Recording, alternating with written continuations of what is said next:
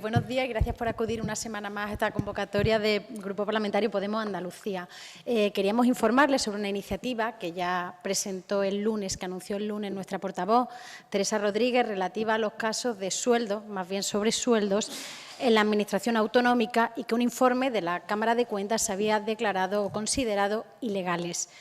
Desde nuestro punto de vista, la Cámara de Cuentas no ha hecho más que poner en evidencia algo que es por todos conocido, una realidad existente en la Junta de Andalucía, promovida y sostenida por este Gobierno y que tiene una incidencia que va mucho más allá del estricto ámbito del SAS y que digamos que abarca a toda la Administración autonómica, sobre todo a los entes instrumentales. De hecho, el principal problema que nos encontramos a la hora de hablar de las diferencias salariales dentro de la propia Administración es la absoluta opacidad del Gobierno de Susana Díaz. Por más que pedimos datos sobre tablas salariales, por más que pedimos las RPTs, las consejerías responsables o bien dan la callada por respuesta o bien de manera expresa nos dicen que no nos pueden proporcionar esa información. Es decir, no hay manera de conocer objetivamente la verdadera dimensión de la Administración andaluza a no ser que formes parte del Gobierno. Y miren, les pongo un ejemplo muy gráfico. En la Junta de Andalucía hay más de 200 entes instrumentales.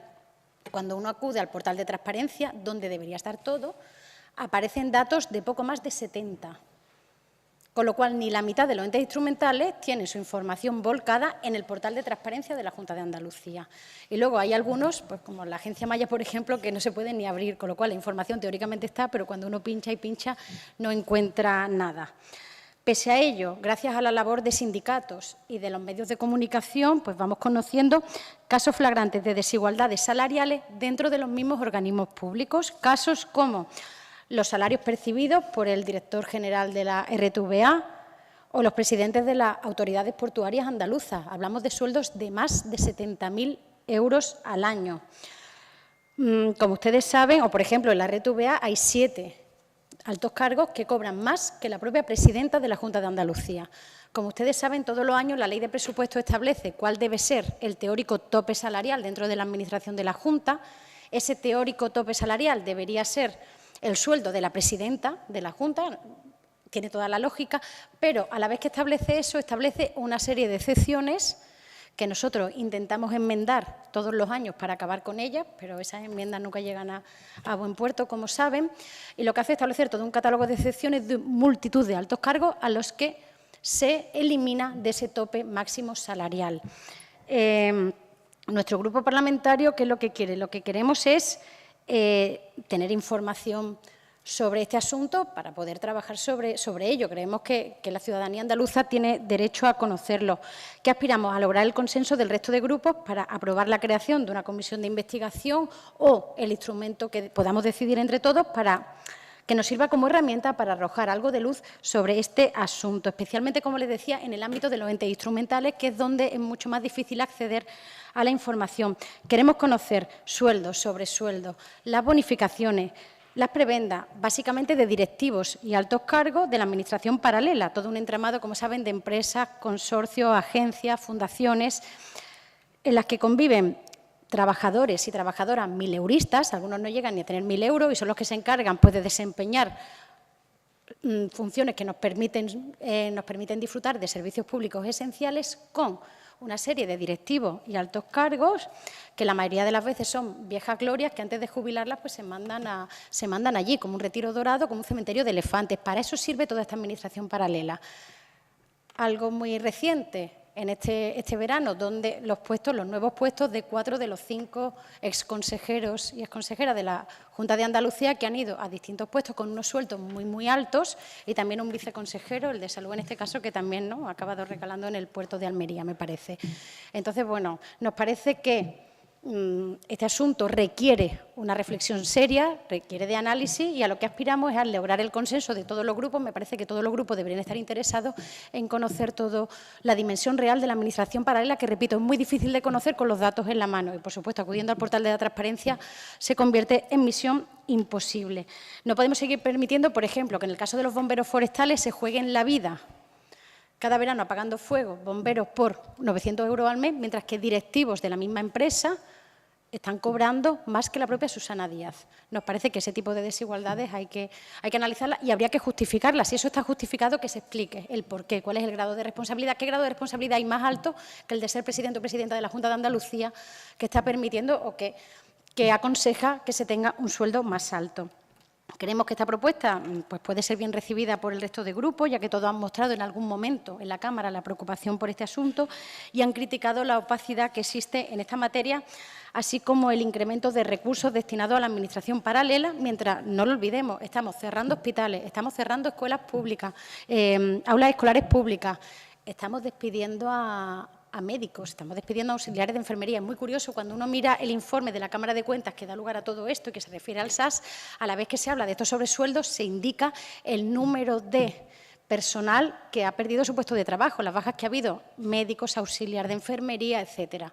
Y es muy llamativo no contrastar los dos datos. Decir que ya nos hemos puesto en contacto con Izquierda Unida y con Ciudadanos y que próximamente pues esperamos seguir haciéndolo con el resto de grupos, a ver si recibimos una respuesta positiva y podemos afrontar este tema que nos parece de la máxima importancia para toda la ciudadanía andaluza. Y sin más, le doy ahora paso a la portavoz de Educación, a Libertad Benítez. Muchas gracias.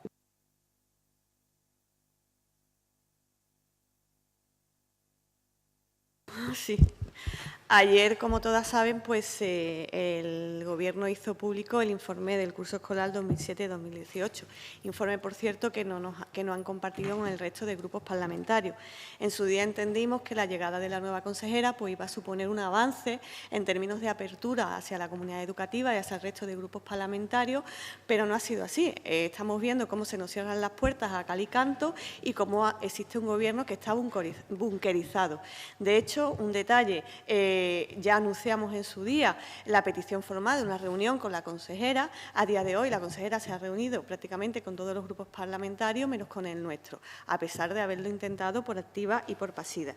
Bien, en esta actitud de dar la espalda a lo que significa pluralidad y participación política y en el hecho de que se presente un informe totalmente sesgado, pues encontramos la clave para entender, en primer lugar,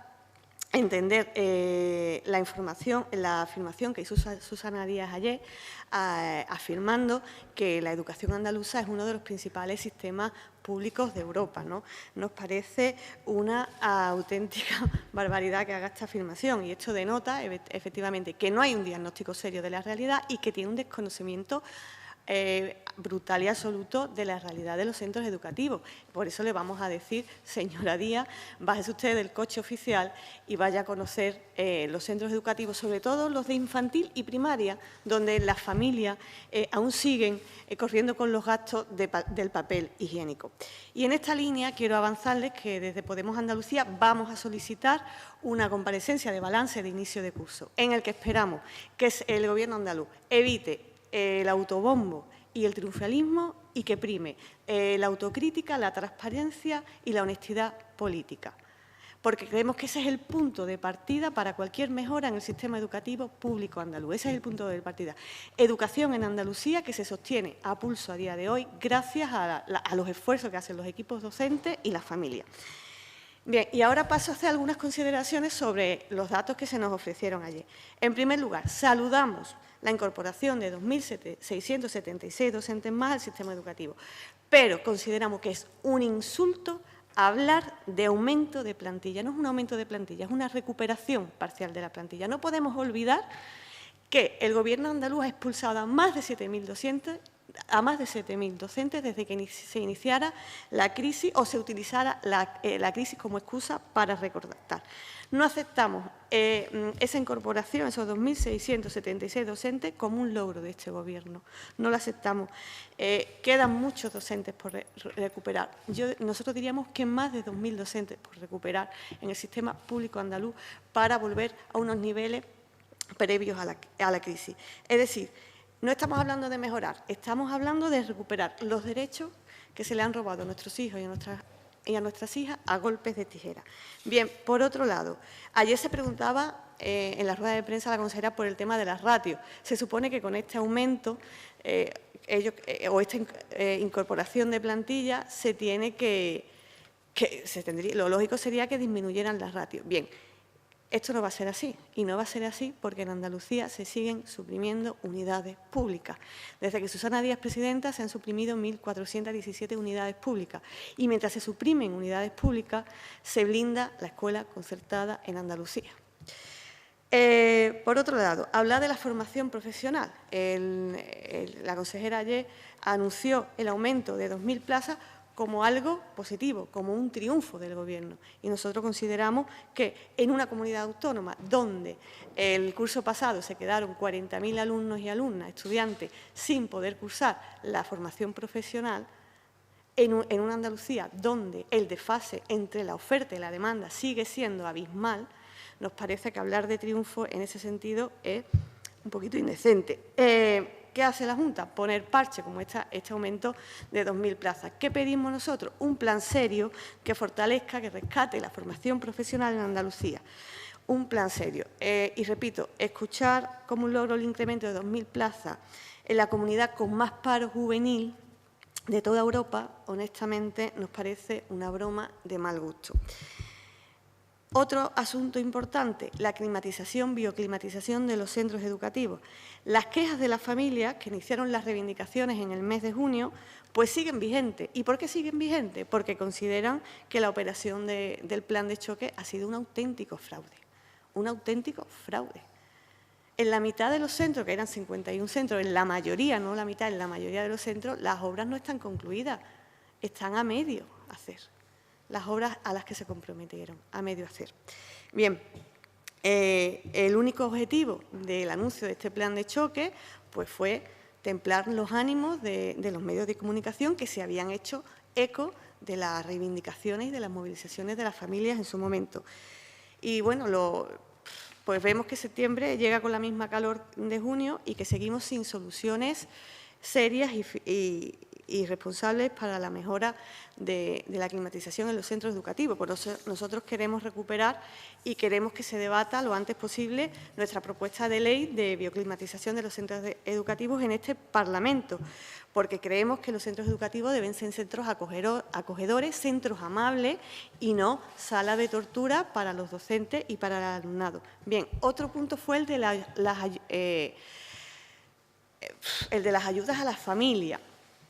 Nos parece indecente que se hable de ayudas a las familias cuando la mayoría de los servicios educativos complementarios se sustentan en la precariedad de las trabajadoras, de las mujeres andaluzas. Nos parece también infame que se hable de ayudas a las familias cuando esas ayudas a las familias se sustentan en la precariedad. Una administración que fomenta la precariedad laboral no es un ejemplo para la sociedad. No es un ejemplo para la sociedad en ningún caso. Y nada, concluir rescatando nuestra propuesta, una vez más, del 5%, de establecer una cláusula suelo del 5% del Producto Interior Bruto, que yo creo que es la mejor solución para dar respuesta a todos los problemas que existen en el sistema educativo público andaluz. Y nada más.